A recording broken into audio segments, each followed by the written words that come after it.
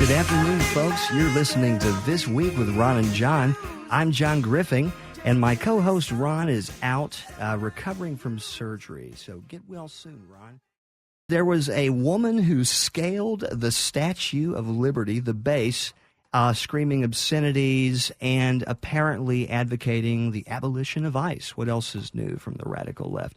The difference here is that this woman was recently a naturalized American citizen, meaning she just got her citizenship, and she's already defacing our public monuments, one of our most precious public monuments, the Statue of Liberty, and demanding that we abolish an agency that protects Americans from 9/11 style terror events. Gee, this person sounds rational. In any case, it brings up an interesting point in our culture.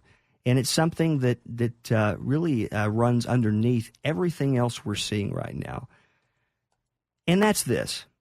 It is unfathomable in any country that guests or those who wish to become full citizens would dare to insist that we change to accommodate them. After all, they are the ones who left their former countries. Whatever squalor they were living in, they thought it was worth leaving for greener pastures in the United States.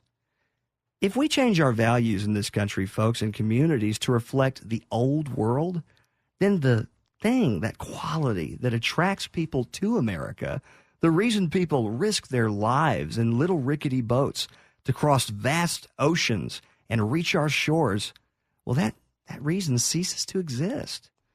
And more importantly, folks, America ceases to exist, at least in its current form. The place would remain, of course, but so did the Roman Empire's buildings, aqueducts, and roads.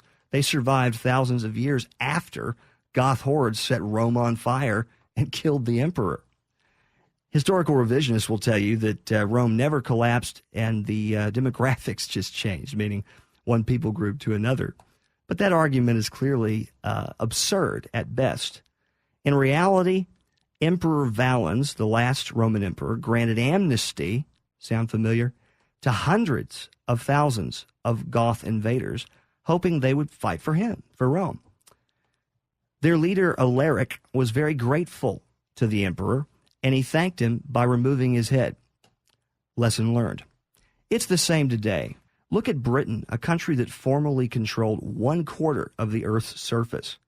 And now here's the Muslim call to prayer 5 times a day over Oxford University, the birthplace of higher learning, folks.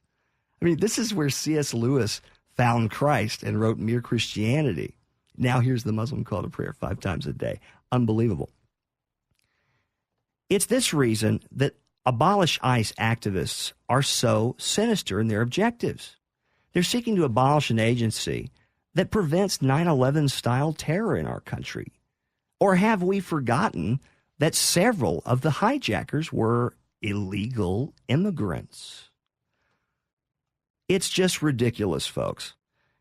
Even Hillary Clinton understood what it would mean.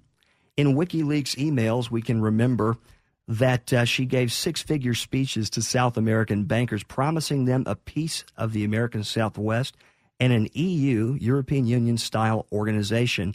Quote, "My dream is a hemispheric common market with open borders," unquote. In a speech you gave to a Brazilian bank for which you were paid $225,000, we've learned from the WikiLeaks that you said this, and I want to quote, "My dream is a hemispheric common market with open trade and open borders." So that's the question. That's the question. Please quiet, everybody. Is that your dream, open borders? And what's really important about WikiLeaks is that the Russian government has engaged in espionage against Americans. That was a great pivot off the fact that you want open borders, okay? How did we get onto Putin? Folks, that's what these people really want. The people in the know, the people that want to get rid of our basic law enforcement agencies like ICE, that's what they want. They want to profit from the absolute destruction, open season, open borders on America.